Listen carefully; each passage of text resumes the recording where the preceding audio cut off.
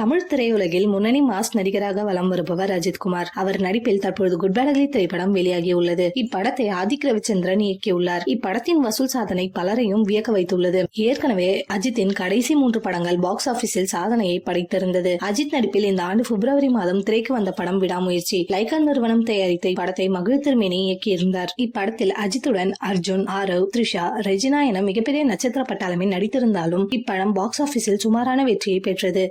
165 கோடி பட்ஜெட்டில் எடுக்கப்பட்ட இப்படம் 187 கோடி மட்டுமே வசூலித்தது. விடாமுயற்சி முன்பாக அஜித் நடிப்பில் கடந்த 2023ஆம் ஆண்டு திரைக்கு வந்த படம் துணிவு. இப்படத்தை வினோத் இயக்கியிருந்தார். இப்படத்தில் அஜித்துடன் மஞ்சு வாரியர், சமுத்திரகனி, தர்ஷன் ஆகியோர் நடித்திருந்தனர். இப்படத்தை போனி கபூர் தயாரித்திருந்தார். பொங்கல் பண்டிகைக்கு ரிலீஸ் ஆன இப்படம் பாக்ஸ் ஆபீஸில் ரூபாய் 200 கோடியை தாண்டி வசூலில் சாதனையை படைத்தது. அதே போல அஜித்தின் கெரியரில் மிகப்பெரிய வெற்றி அடைந்த படம் என்றால் அது விஸ்வாசம்தான். இப்படத்தை சிறுத்தை சிவா இயக்கியிருந்தார். கடந்த 2019ஆம் ஆண்டு பொங்கல் பண்டிகைக்கு ரிலீஸ் ஆன இப்படம் பாக்ஸ் ஆபீஸில் ரூபாய் 230 கோடி வசூலித்தது. இப்படத்தில் அஜித்துக்கு ஜோடியாக நயன்தாரா நடித்திருந்தார். தற்பொழுது குட் பேட் அக்லி முதல் நாள் வசூலில் புதிய சாதனையை படைக்க உள்ளது. தொடர்ந்து சனி ஞாயிறுகள் காட்சிகளுக்கான டிக்கெட்களும் முன்பதிவு செய்யப்பட்டுள்ளது. இன்னும் நாட்கள் இருப்பதால் அடுத்த வார டிக்கெட்டும் புக் செய்யப்பட்டு விடும் என கூறப்படுகிறது. இதனால் வார இறுதியில் ரூபாய் 200 கோடி வரை குட் பேட் அக்லி படம் வசூலிக்கும் என எதிர்பார்க்கப்படுகிறது.